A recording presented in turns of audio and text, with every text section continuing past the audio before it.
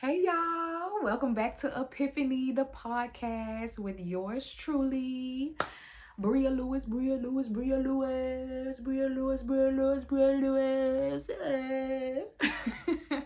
Thank you all for supporting me. I'm gonna say it now just in case I forget at the end. Please like, subscribe, and share with one of your friends, with one of your loved ones, one of your girls that you feel like this can help or this can resonate with. Today's sermon subject is ambitious AF because I am, and I want to talk about some of the journey that's led me here today. And yeah, let's dive into it. So, I feel like since I was a little girl, I just have always had my soul on fire behind my goals, my dreams, accomplishing more, like just more, big, think big.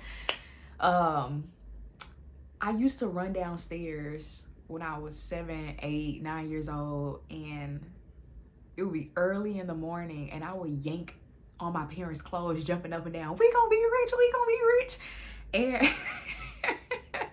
and my parents would be like, I don't know where she gets that from, but they never said that it wouldn't happen. And so, navigating through my teenage and young teen years, people would always be like, well, what you want to be when you grow up? And I would always say a pediatrician. I loved kids. I still love kids. And I always thought I loved medicine. But what I really loved was healing, helping people recover, and assisting them. So when I got to college, I had started off as a major in biology and pre-med, thinking, okay, I'm going to medical school. Like, this is that. Everybody was like, you gonna change your major, girl? And I'm like, no, I'm not. I've been saying this since I was young. Not young today, but young, little. And it had to change because I didn't realize that pharmaceutical industry was a symptom suppressor more than, helping us bounce back from some of our top killers and illnesses today. I thought they were actually of great assistance until I done my own research, So that made me change my major to criminal justice.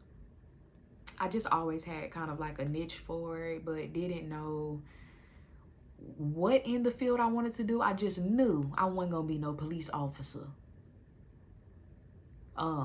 So I just went through this whole journey of dropping out of school, re-enrolling, getting kicked out, academic probation, back again. And I remember one day getting off of work and I was like, man, I got like 2 waitressing jobs. I have this little side hustle that I'm doing, whether it was makeup, selling plates, selling Kool-Aid pickles, doing people's papers. That was like a big one for me. I was doing people's essays in school. I always liked writing and reading. So how else can I make some funds? And I just started getting creative because the clock-in job wasn't getting it. So it was after one shift, I pulled up at a gas station and I was like, I'm doing all these 50 million things and my account looks the same. And that was my learning lesson of you overworking yourself and overextending does not mean that your account is about to be accounting. So you need to figure out something else. And if everybody goes to college in order to get a job, in order to pay their bills, then what more is there in a sense? Because you're working, I'm not saying there's nothing wrong with 9 to 5. I'm working a 12 to 12 right now. But you're working 8 to 10 hours, 5 days a week. You get 2 days off, and one of those days you're actually preparing to go back. And it just didn't sit right with me. And I'm like, this don't feel like my life for real. I grew up in a home that had both dynamics. I had my dad, full-time entrepreneurship, only seen him clock into probably 2 or 3 jobs my entire life. And then my mom, who you know, helped carry out my dad's vision while also clocking in as a supervisor for a bank. And I was just like, okay, I'm seeing both worlds, and it's looking like entrepreneurship makes sense, but I can also see why this stability that my mama is holding on to makes sense too. So at the end of the day, it's just like, okay, if I got enough money to handle my business, then I'm good. So the mentality that I had developed was, let me find a higher paying job or a couple of jobs that pay me a little bit more. That way I could be done with school. Like, what do I need school for if I'm making the amount of money that I wanted to make after I graduated? Because I'm not a pre-med major no more, right? I don't really even know what I'm gonna do for real. So I was working at, y'all, first of all, I have had so many jobs, not many jobs, okay? I want to say every season I was changing my job because something would happen. I was unhappy. I would get fired. I would quit, whatever. I would apply for a seasonal position. I would apply for like a contract job. I was just hopping all over the place. But something that I stuck to was serving. I would be a waitress at different restaurants in different seasons. Ultimately, for this year, made 10 years. And I was like, okay, this says a lot about you to stick with that for a decade. You like serving others. You like helping people. You like educating people.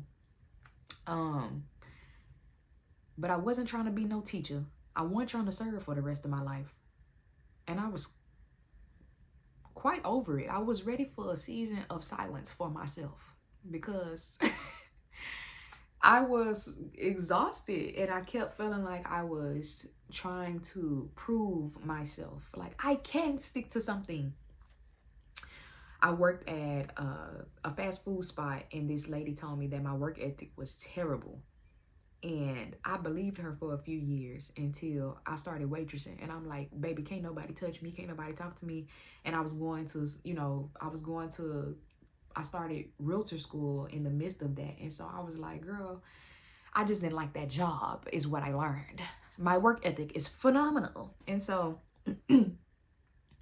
through these side hustles, through just being Bria, essentially, like, there would be things that I would do and people would be like, girl, you need to sell this, or girl, you need to do this. I would do my own makeup and my friend be like, can you do my makeup? And I'd be like, yeah, girl, no problem. Do her makeup. And then another friend walk in and be like, you did her makeup? Girl, you need to charge for doing makeup. Or I would be cooking and somebody would be like, girl, you need to sell them plates. Like, don't nobody know how to make that plant-based food. Like, you need to be flipping them on out. And I started doing 50 million things. And I looked at my account and I'm like, it's still not giving what it needs to give.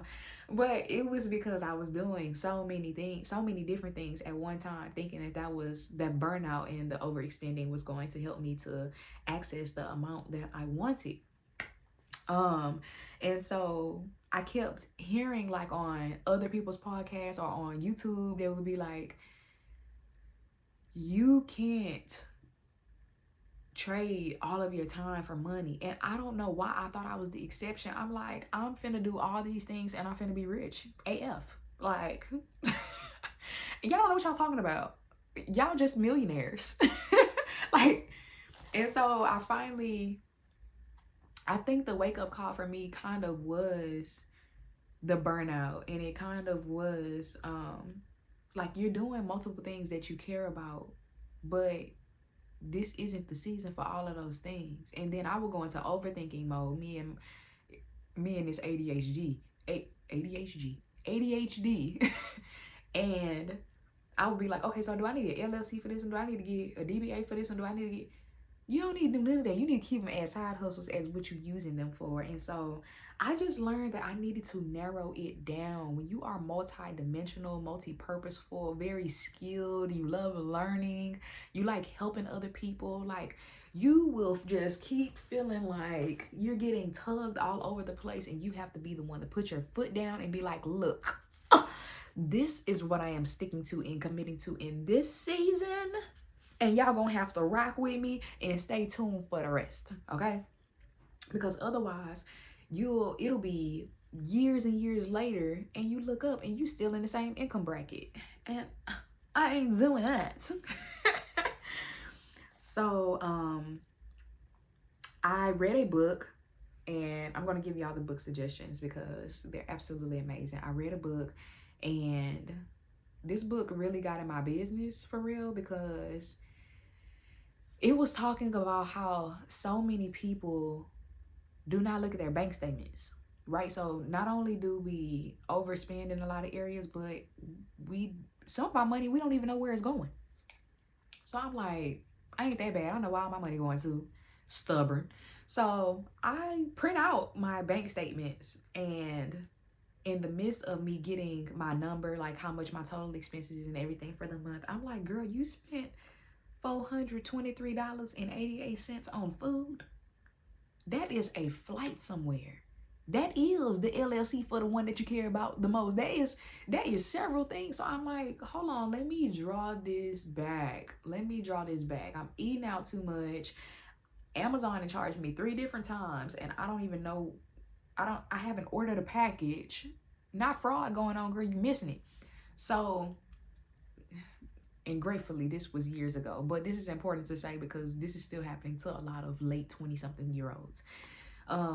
But basically, I had to get that under the wraps. Like, this is important to check. If you manifesting more money, you're manifesting more wealth. If you're manifesting even a new job, new opportunities, you need to track your stuff. You need to know where every dime is going to, no matter what income bracket that you're in, period. So I also realized how necessary it was for me to prioritize. So I'm like, okay, y'all, I love y'all, but I'm not doing y'all makeup no more. I love y'all, but I'm not cooking y'all vegan food. Y'all better catch them videos and pictures and make it make sense, okay? Because my heart is not in preparing other people's meals. I like hosting. So if I'm at my house and I know people are coming over, I'm like, ooh, I'm gonna make this. And I want everybody to try it. I like those situations, but I did not enjoy at all making 25 vegan plates and going to deliver them to barbershops, to people's workplace. I did not enjoy it at all, y'all. I did not. I couldn't. I was like, this ain't for me. No, it's not giving catering business at all. Moo Moo's Meals is RIP for now, okay? But essentially, I was able to narrow it down to my 2. And they say just do one thing at a time, but I told y'all, ADHD, baby. I don't know how to do that. I'm still learning how to do that. So I got it down to my juicing business, and I got it down to real estate. And I'm like, those are my 2. I didn't get this real estate license for no reason. This is another stream of income for me. Whether it's a listing, whether I'm going to show a home and sell a home, whether I'm helping somebody find an apartment. I didn't do that. I didn't gain that knowledge for no reason. And that's essentially what I went for in the first place. Let me just get the knowledge, because I feel like too many Black people, why we don't know where Granny House is going? Or why are we losing Granny House? Or why don't we know more about just assets in general, especially if most of the wealth is navigating through or moving through real estate or because of real estate? So make it make sense. Yeah, I want to know about it. Please inform me and help me to inform others. Juicing business was my pivot, being that it was, I didn't become a doctor, a certified and formal white coat doctor, or a doctor that is labeled as such by the government or system that we're in. But I became a doctor of my own form by learning more about holistic medicine, true wellness, nutrition, moving your body, what to put in your body. And that's how Bustin' Juices & Co. came about, because I am still so passionate about put the right things in your body so you can feel your absolute best. It was all about a feeling. I wanted other people to feel the joy, the vibrance and the radiance within, so it could exude on the exterior. And so that's when I was like, that is your LLC, honey. because I can talk about it all day. I can do it all day. I love working on it all day. So if that's what my heart, my soul is guiding me to move towards, then that's what I'm going to do, right? So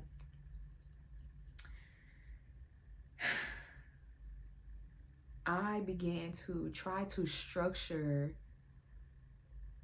business in a form of routine. This is why it didn't work for me.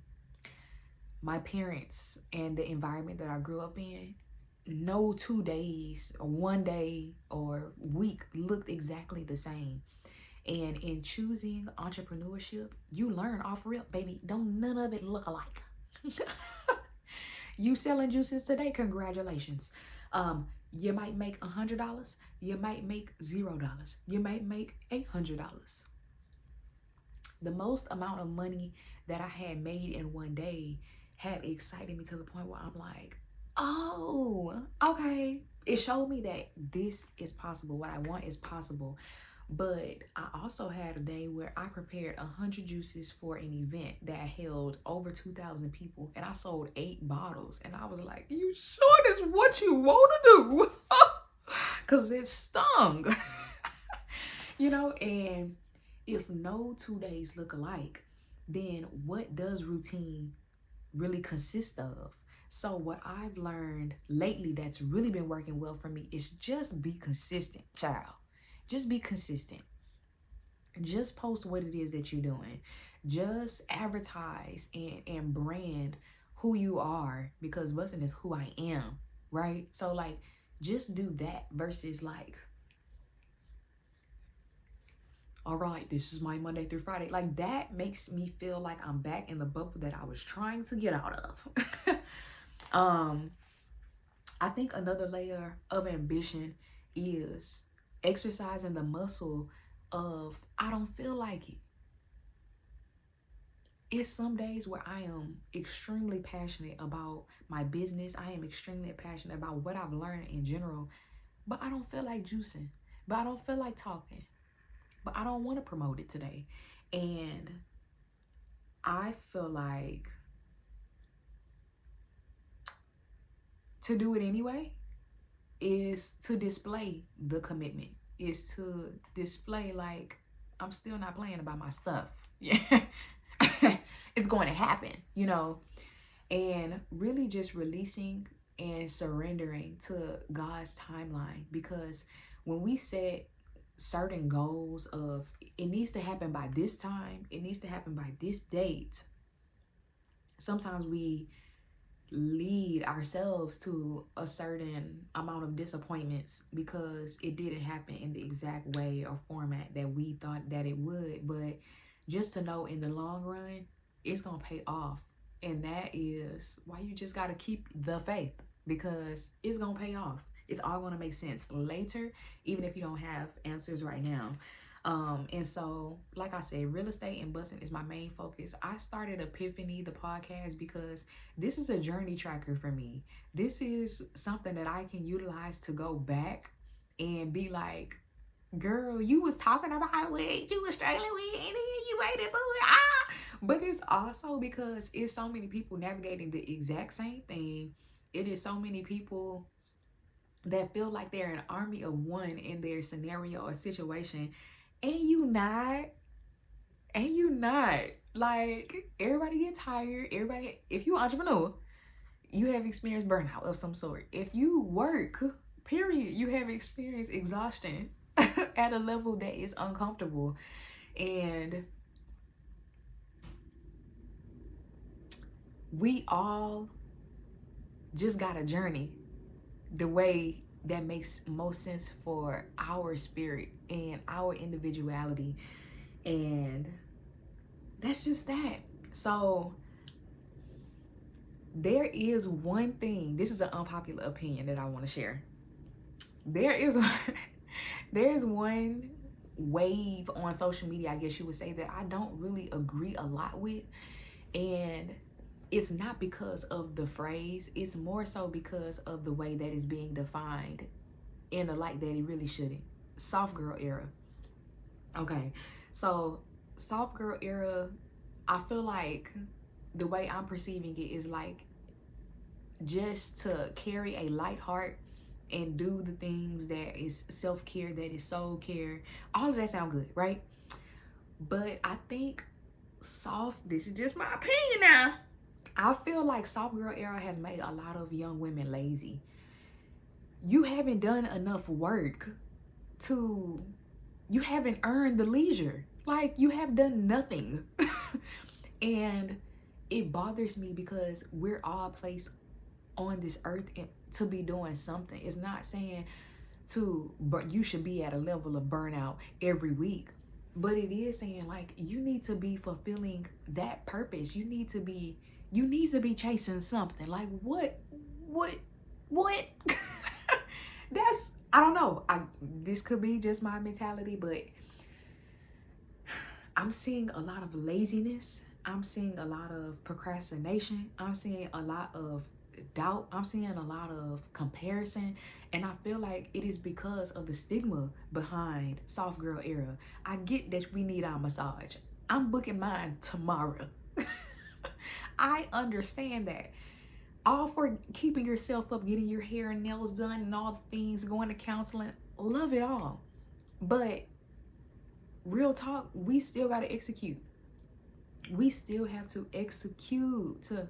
There are things to be done. There is a lot to do.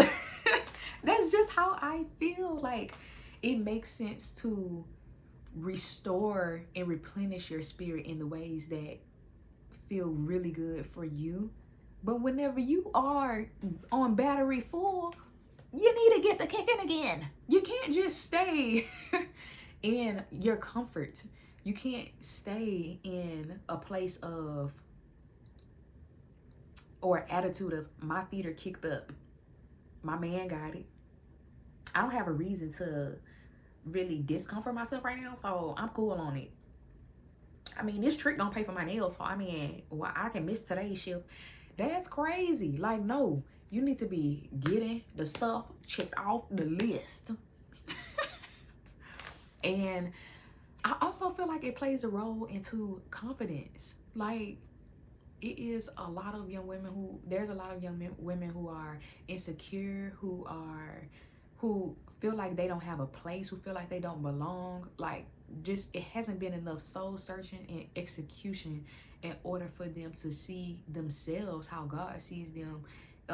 It's a lot of people who are just lost, and it's like, it's okay to be lost, but you can't just stray away. Like, all of my ambitious journey so far has been me being lost and looking around and being like, okay, well, let me go in this room. Well, let me try this room right here. Well, I don't know what's right there. Let me walk into that one. It's an experiment until each room that you walk into, you walk out of there, even if it wasn't for you, with something different that you need. You got to put it in your tool bag. So if you got to go in every room until you get to the one that your brain first told you to go into in the first place, that is perfectly fine, because you're still gathering tools to equip you. Yes. Am I speaking to somebody? You're still gathering tools that you need in order to prepare you for that next thing, the thing that is phenomenal, the thing that is a miracle, the thing that is the thing, you know, whatever that is for you. So I often hear, like, on interviews, people will be like, so what is next for you? And let me be transparent. In saying through surrenderance, I have absolutely no idea. I have no idea, because I'm walking into multiple rooms. I'm taking notes. I'm filling up my toolbox, and I'm like, I don't know what I'm gonna use this tool for, but I'm gonna go and take it anyway, because I didn't walk up in here for nothing. And I feel like I'm wandering, but I don't feel like I'm led astray. I don't feel like I'm not going to access the door that's going to allow me to use all these tools. And I think that's what freezes people. I think that's what makes people want to give up oftentimes, regardless if they have the mojo of ambition, because you feel stuck because you don't have the answers, and you're not gonna have all the answers. There's a reel that's like, I think it's going viral on Instagram right now, but it's like basically like God showing up with tools in his bag that you need and slowly passing them to you, like, remember when you prayed for that? Oh, here, let me give this one last thing, then I'm gonna come back next week, spin a block, and give you this last blessing. But that's exactly how it feels. You're not going to, it's not your timing. It's not even our plan. Like, how do you answer what is next for you? Like, in a deeper, below the surface context, because I feel so much enlightenment in just now saying, I don't know. I am so excited though. Like, I have no earthly idea. Things that are unraveling for me in this season, it's like, okay, God will blow my mind in. Cause I definitely didn't have that on the list of my plans. So let my stuff go, because you clearly got something way bigger than I can even think of. And I think we would just develop that and bask in that. That is what helps us to live in the moment. That is what helps us to wake up with joy in our heart. That is what releases the anxiety. That is what dismisses the depression. And it just makes your heart happy. That, like, I don't know what's next, but my goodness, it's gonna be good. It's gonna be grand. And it's gonna be an overflow. So whatever it is that you are trying to put the pieces together for right now, I don't know about my dating life. I don't know about this career choice. I don't know if I like my coworkers. I don't know if I chose the right friends group. Time will reveal. God will give you the tools for you to attract new things. Like, it always works out. Even in the midst of tragedy, even in the midst of disappointment. I just told my mom, like, in regards to finances, I felt a little discouraged because I'm a realtor here in Houston, and I'm like, Lord, I got this license almost 2 years ago. The clientele is not clienteling. The transactions is very few.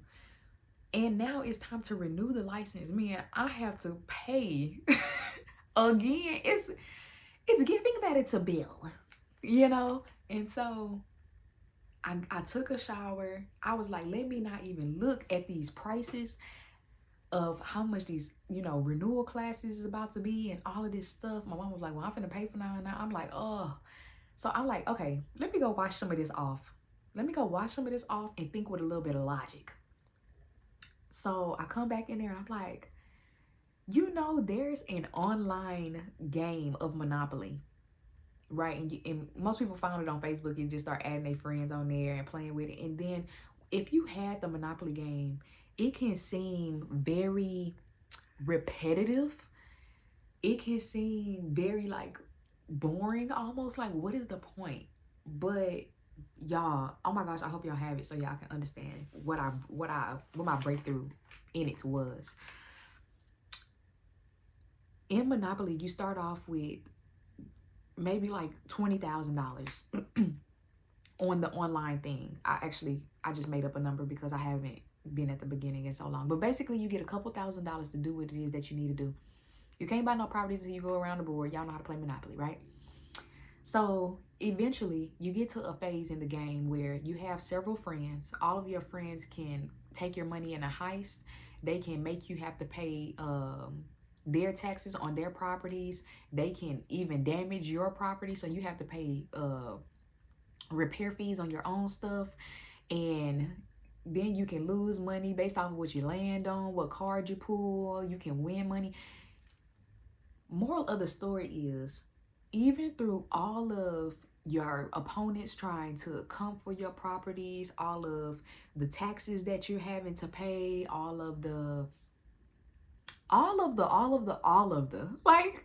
of the watching your balance decline. One day you wake up and you hit somebody else's heist and you made $1 million, or you made $2 million or $14 million. And now you're just like, oh, I'm a millionaire. I got all of these bills and fees and repairs to pay for, but the account is now accounting. And that's why I ended up enjoying the game, because it shifted something in my mind. I'm like, wait a minute, the bills is getting bigger. The game is not really getting that much harder, but them taxes and the expenses are going up. Like, I'm watching it decline, but it's literally like an overflow of income when she gets so far in the game. Yeah.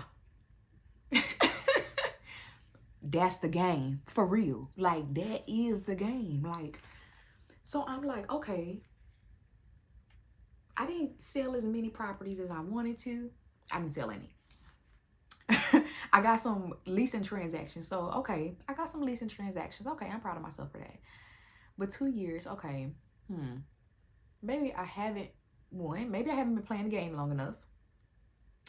Possible. Maybe I haven't been focused in the game enough. Another possibility. But moral of the story, I feel like I'm getting taxed. Where is the overflow? Right? So now it's a factor of time, adjusting, and then educating myself all over again. It's okay if you're not the person that gets it the first go round. But this is what I learned in these two books, Get Rich Lucky Bitch and Rich as Fuck. Go look both of them up. Get them both. Amazon. What I learned in these two books is, for one, I didn't have a good money mentality. I kept saying things like, but I'm not good with numbers. Or, I can't afford that. Or, I don't like when people spend over $100 on me.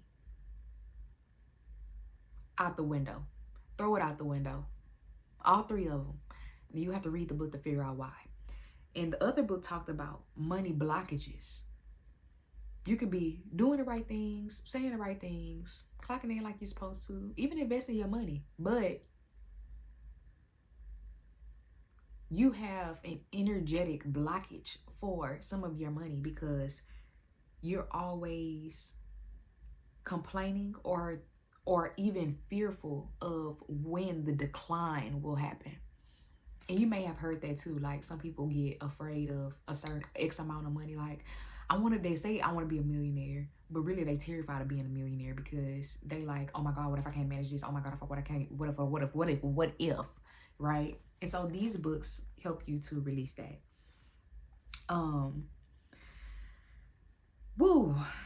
So in the midst of thinking about my own level of work ethic or ambition, I wrote down a question for myself, and it was, why are you a goal-getter? Why do you want to accomplish your goals? Is it all about money? What are you going to do with the money? And if it's not about money, what is it about? And I came up with these answers a long time ago, and I think that's why I knew in my spirit, as a little girl yanking on her parents' clothes, jumping up and down for absolutely no reason. We're going to be rich. We're going to be rich. I always knew it because, for one, there was never a specific number. For two, it's because I know what I want to give to. I know how I want to invest the money. I know what projects that I want to work on. I know how I want to expand myself and others.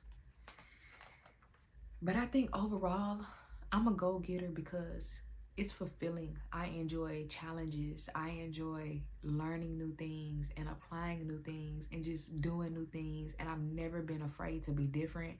I have been used to standing alone in certain thought processes and just being okay with coloring outside of the lines, because nobody that's critiquing you created the canvas or the picture in the first place. So y'all,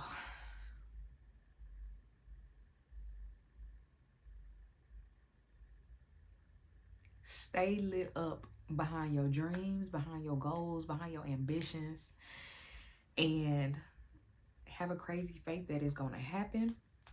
Have a healthy a healthy level of delusion pertaining to your dreams and goals, and always remember that it's already written, it's already done.